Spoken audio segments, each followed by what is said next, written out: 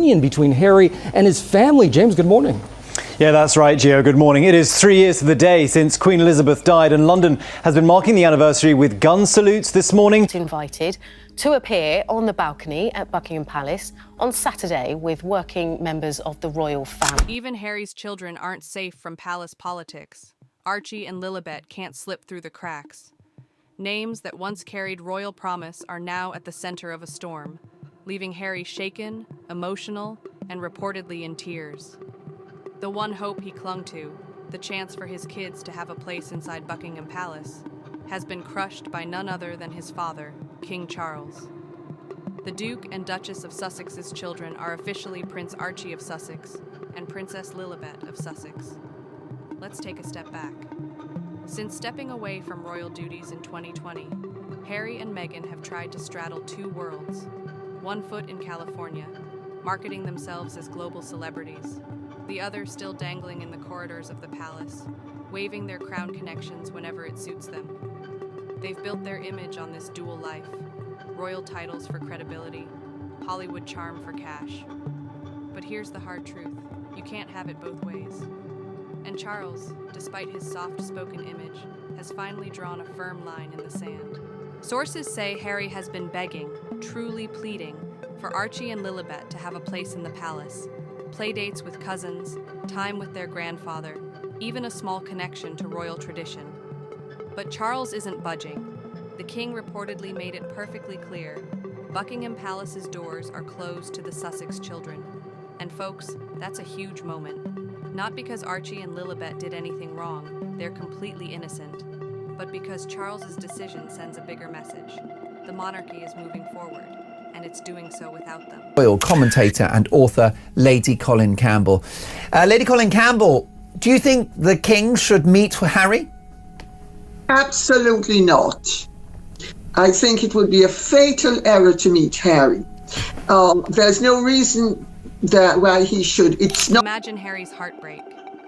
For years, he's spun this narrative of protecting his children from the institution, but deep down, he's always wanted them recognized by that same institution.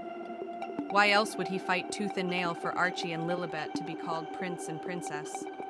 Why else push for that Jubilee photo op with the Queen, the one palace insiders now claim never even happened?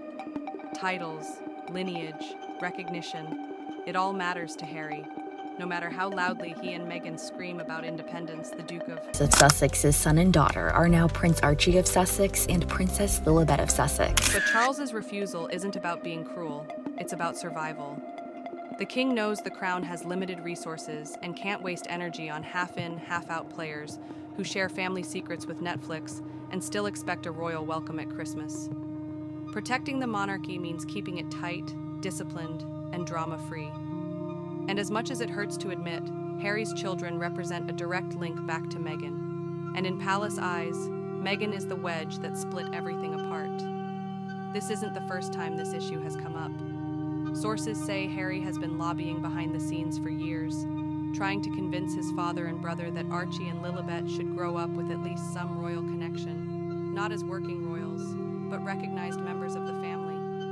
He imagines summer visits to Balmoral, Christmas mornings at Sandringham, photos in the palace gardens, a sprinkle of royal tradition in their California life. But William and now Charles aren't having it. Their stance has been consistent.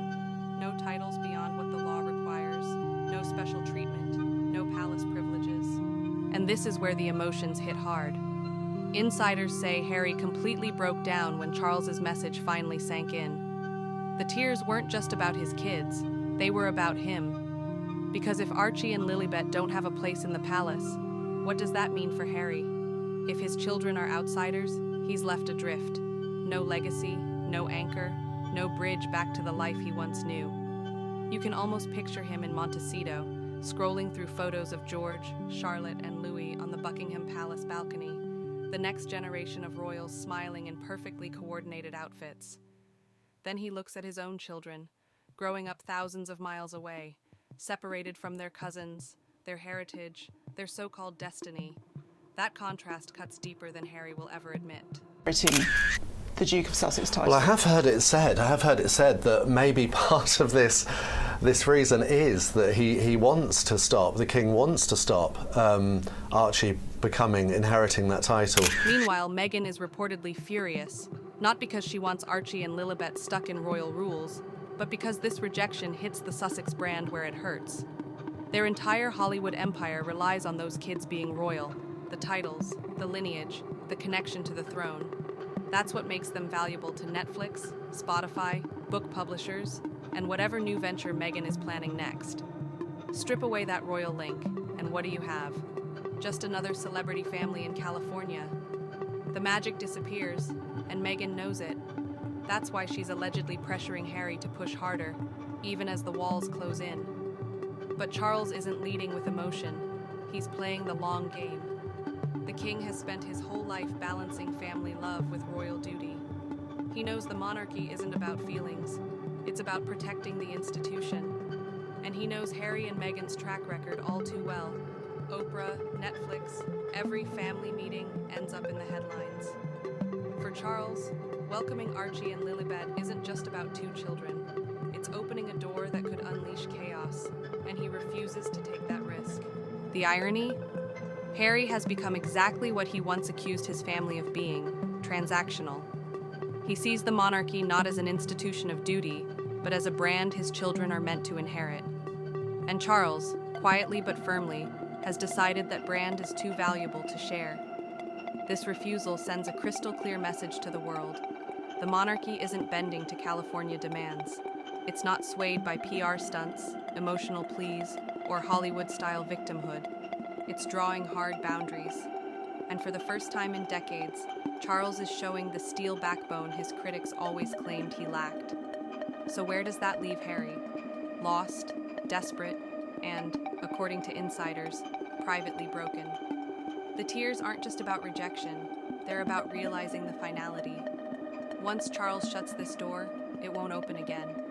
Archie and Lilibet are set to grow up American, California kids with a royal footnote, not true British royals with a California chapter. For Harry, who has spent his entire life defining himself through the crown, that reality hits harder than any headline. This is the tragedy of his rebellion. He wanted freedom, but not exile, independence, but not irrelevance. And now, with Charles firmly closing ranks, Harry is finally learning the brutal truth. You can't have it both ways. You can walk away from the palace, but don't expect the palace to follow. What makes this even sharper is William's hand in it. Don't be fooled. This isn't just Charles making a cold, calculated decision. William has quietly been steering this agenda for months, maybe even years. His vision for the monarchy is clean, modern, streamlined, and free from distractions. And in his eyes, Harry isn't just a distraction. He's a liability behind closed doors. William has reportedly told confidants that letting Archie and Lilibet into the palace would be like letting chaos in through the front gates, not because of the children themselves, but because of what they symbolize. For William, and in palace eyes, Meghan represents every threat to the crown: unpredictability, disloyalty, and self-interest disguised as empowerment. This is William at his most strategic, thinking decades ahead. He isn't focused on holidays or family bonding. He's planning 30 years into the future, to the day he becomes king. By then, Archie and Lilibet will be adults, and if they're brought into the fold now, they could one day demand roles, status, or influence. William isn't about to plant seeds today that will grow into headaches tomorrow. His solution? Cut them out now, while the crown still can. Charles, fully aware of his legacy, is listening. Yes, he's Harry's father, but he's also the monarch responsible for handing over a stronger institution to his heir. That's why William's voice carries such weight. Sources say the Balmoral meetings this summer were decisive. Legally, Harry's children keep their titles, but privileges, access, and recognition are off the table. It's ruthless, no doubt, but it's also effective. But it's also brutally effective. Just think next time you see that iconic Buckingham Palace balcony. Who will be up there? William, Catherine, George, Charlotte, and Louis, and not a single Sussex in sight. That's the image of the monarchy moving forward, united, disciplined, and completely unbothered. The absence of Archie and Lilibet won't need an explanation. It'll speak for itself. Harry knows this, which is why the tears are real. He's watching his children slowly being erased from the story in real time. Every Trooping the Color, every Christmas photo, every Jubilee celebration, every page of the royal family scrapbook, they won't be there, and there's nothing he can do. The heartbreak cuts even deeper when you remember that George, Charlotte, and Louis are growing up inside the palace bubble, fully immersed in royal life, while Archie and Lilibet are left outside looking in. George, Charlotte, and Louis are the faces of the monarchy's future, growing up surrounded by tradition, history, and duty. Meanwhile, Archie and Lilibet are being raised in Montecito, paparazzi snapping photos, Hollywood agents calling, brand deals on the table.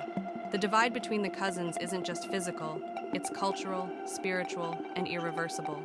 And Catherine sees this. That's what makes the story feel human. Insiders say she's been the quiet voice of caution, reminding Charles and William that once a door is closed, it can't simply be reopened.